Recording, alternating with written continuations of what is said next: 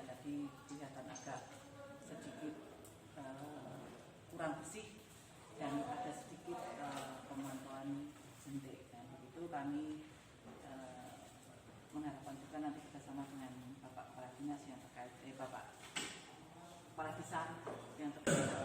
Bapak Lurah Delang, Pak Asraf, Pak Bukut, yang saya hormati, dan teman-teman tim kecamatan yang berbagai evaluasi secara berkesinambungan, kontinu, rutin.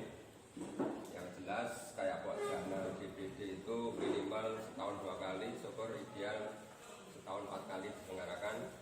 Karena kita 12 Mas mungkin penyelenggaranya 2 kali Puskesmas 1, 2 kali Puskesmas 2, sehingga nanti bisa frekuensinya lebih banyak. Dan harapan kita nanti juga tim Puskesmas sebenarnya kita punya target untuk memonef turba di luar tim kecamatan, itu juga kita coba kita anggarkan. Yaga itu harapan saya juga ngaruhke ngopeni turba ke dusun-dusun siaga, karena ada kecamatan siaga atau kecamatan forum kecamatan sehat, kemudian ada forum desa siaga, ada padukuhan siaga dan padukuhan siaga BJ. Mungkin pas rasulan itu perlu ada lomba tingkat RT, lomba ABJ, lomba angka bebas jentik yang paling tinggi, mungkin yang juara. Lombanya jentik hadiah kambing Pak Lurah. Silakan monggo diagendakan. Ketika nanti kita sudah bisa berjenjang, insya Allah mekanisme monitoring evaluasi ini bisa lebih maksimal. Dan memang PR kita sekarang, sebenarnya kita sudah mencoba, tapi juga semua dengan segala keterbatasan. Kami mencoba mengembangkan keluarga pemantau jentik. Dan teorinya keluarga pemantau jentik itu bukan kita sekedar penyuluhan, bukan sekedar kita nyuruh mereka untuk bergerak, tapi sebenarnya kita berupaya mencoba bahwa semua warga, minimal wakil kakak itu ada yang terpapar tentang demam berdarah ini. Dan paparannya sebenarnya kita setting bahwa mereka itu bukan tadi sebagai pendengar, tapi kita perankan aktif, kita diskusi di level Dasawisma. Temanya adalah bahaya ada yang demam berdarah. Sampai kita ajak diskusi pripun carane mengatasi masalah demam berdarah itu. Sehingga memang harapan saya nanti kesimpulan, kesadaran keluarga melakukan pemantauan jentik itu bukan perintah, tapi karena mereka sadar ternyata sering keliling rumah. Hanya memang alangkah indahnya juga minimal 3 bulan sekali kader itu keliling. Jadi kelilingnya kader itu ataupun kita pada saat ini kita keliling sakjane punya fungsi mau nyatake antara kartu itu ada enggak, nek ono itu diisi napa mboten, nek sudah diisi lengisi itu sesuai kondisi napa mboten. Jadi nek diisi puter-puter baru kita cek ternyata di tempat itu ada betul-betul. Berarti bisa jadi yang di rumah ngapusi atau yang di rumah belum tahu nanti betul-betul kayak apa, sehingga dia tidak bisa pokoknya ngerti raro betul-betul seperti itu. Tinggal mekanisme ini berjalan di media komunikasi, termasuk yang KUA penyuluh per desa juga sudah kita minta, termasuk bagi yang kami bisa, maksud saya. Jadi juga selama ini masih banyak juga Pak Duga yang sering WA saya terkait juga dengan permasalahan di tempat-tempat demam berdarah dan seterusnya. Ada 2 hal yang sering saya tekankan.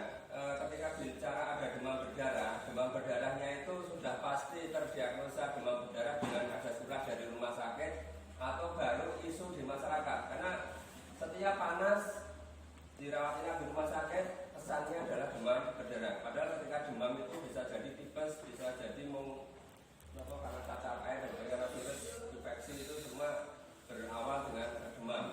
Sehingga belum ada kepastian demam berdarah bukan, sudah ngimungin jalur di fogging. Itu yang akhirnya masyarakat kuncinya di situ. Padahal fogging tidak menyelesaikan masalah. Fogging hanya membunuh nyamuk dewasa. Uget-uget, bentek, dan telur tidak mati oleh fogging. Dan mohon karena sekarang itu fogging itu kalau sudah menyesal dari mau di fogging tapi juga antri. Kalau fogging itu pelaksanaannya sudah lebih dari 1 bulan dari peristiwa demam berdarah yang ada, dan binalah setelah 1 bulan itu dalam perjalanan nggak ada kasus demam berdarah, sakjane kalau saya sudah nggak perlu di fogging. Kenapa? Nyamuk dewasa itu umurnya hanya 1 bulan. Setelah 1 bulan mati, sehingga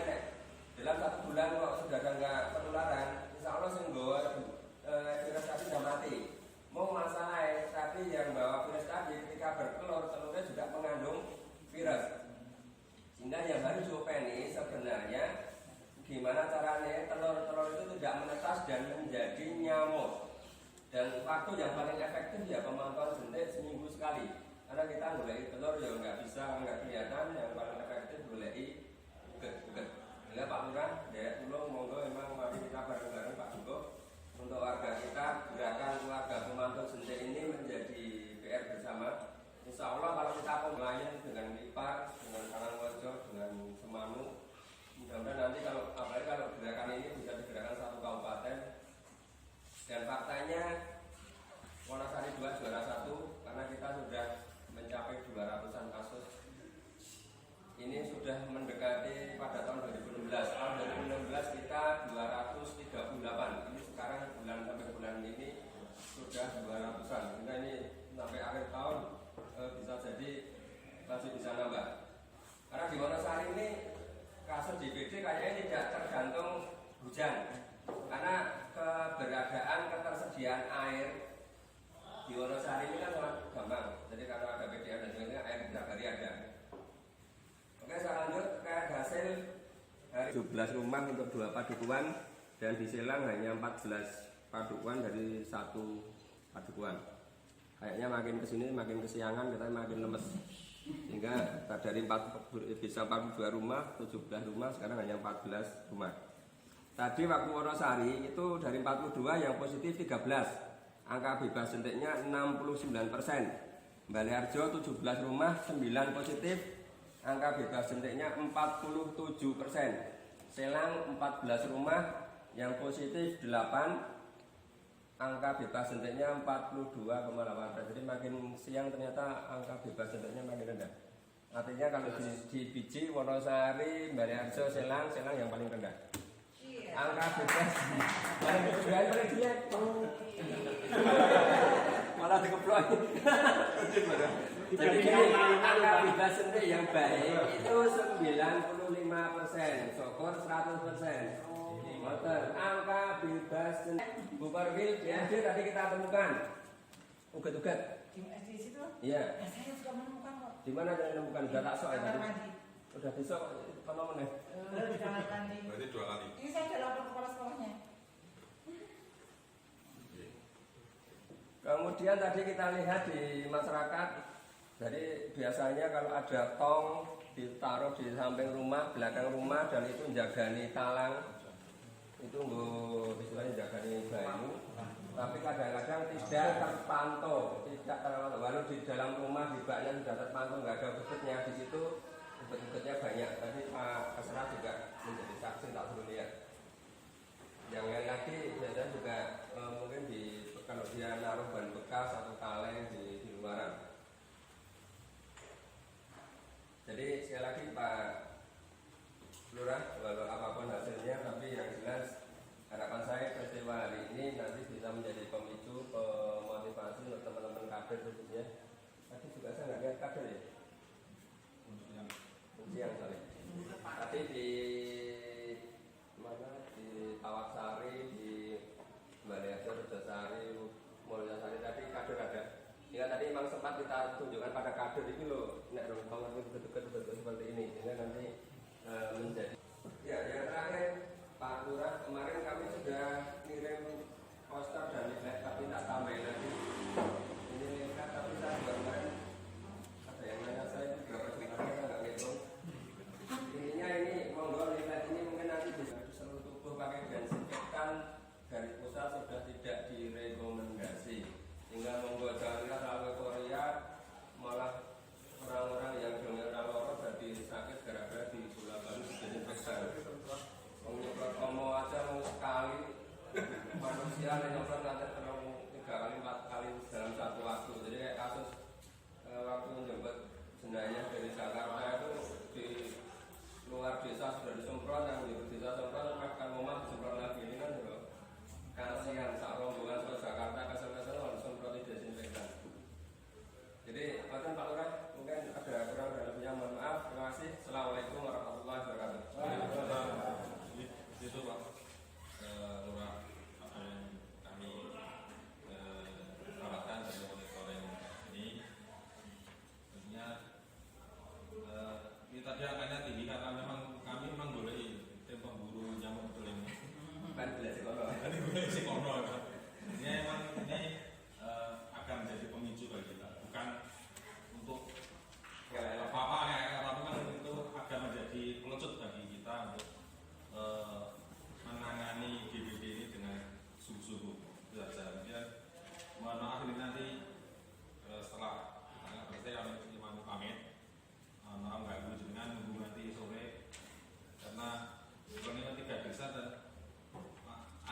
sedilo lah iso.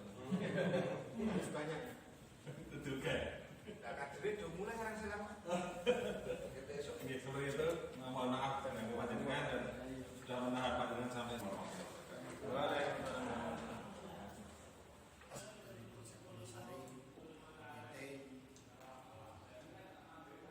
Dari Korwil dan dari Kapal Kecamatan Wisata. Dan yang kami hormati Bapak Babinsa dan Mas Desa Silang. Pertama-tama marilah kita panjatkan puji dan syukur kepada Tuhan Yang Maha Esa bahwasanya pada kesempatan hari ini dan tadi siang juga banyak Pak yang datang. Ya Pak Duko hampir semuanya datang. Tapi berhubung sudah siang akhirnya pamit pulang. Langsung saja menanggapi apa yang disampaikan oleh Pak Arif. Selamat siang dan terima kasih atas kehadirannya kepada tim keluarga pembantu Jenderal Kecamatan Wonosari yang mana pada siang hari ini walaupun sudah menjelang sore dan masih semangat menjalankan tugas pembantu Jenderal di wilayah Padukuhan Silang 5 Desa Silang. Kedua, mohon maaf apabila dalam kami menerima kehadiran Bapak Ibu dalam kami memberikan tempat dan tanggapan ada yang kurang. Terima kasih kepada Bapak Ibu semua yang mana telah membantu kami. Mudah-mudahan upaya dalam membacakan ini nanti ke depan akan kita tingkatkan supaya lebih baik untuk di wilayah Desa Silang nanti supaya tidak ada warga yang terjangkit dengan demam berdarah. Tapi tidak kalah pentingnya Pak Arif, ini adalah sebagai catatan kami dan bahwasanya dengan adanya wabah COVID-19 ini juga menyangkut kesehatan. Ini justru masyarakat mulai sekarang diajak dibentuk karakter untuk hidup pola sehat. Ini kesempatan yang sangat baik karena apa? Justru masyarakat kalau kita lihat dengan adanya COVID-19 ini betul-betul sangat waspada dan sangat sampai takut, yaitu ya kalau kita lihat ada yang mengatakan ada yang takut mati dan juga lain-lain.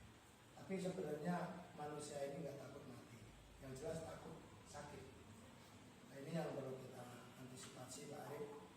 Memang selama ini kita masih banyak kekurangan, maka ini harus ada evaluasi kerjasama. Entah ada atau enggak di tingkat bawah, tingkat padukan ini harus ada catatan yang dilaporkan kepada kepala desa. Kepala desa nanti melaporkan kepada Pak Camat. Contoh, sekarang diadakan bersih sehat untuk masyarakat. Mau diadakan per minggu atau 2 minggu. Terus dia harus wajib di padukan ini melaksanakan olahraga. Gerakan masyarakat hidup sehat, bugar dan bermanfaat. Berpikir positif, hidup produktif untuk kesehatan kita. Rajin olahraga, konsumsi gizi seimbang, rutin cek kesehatan. Selalu pelihara kebersihan demi Indonesia sehat. Ayo mulailah hidup sehat, awali dari kita. Selalu berkarya, terus semangat sehat.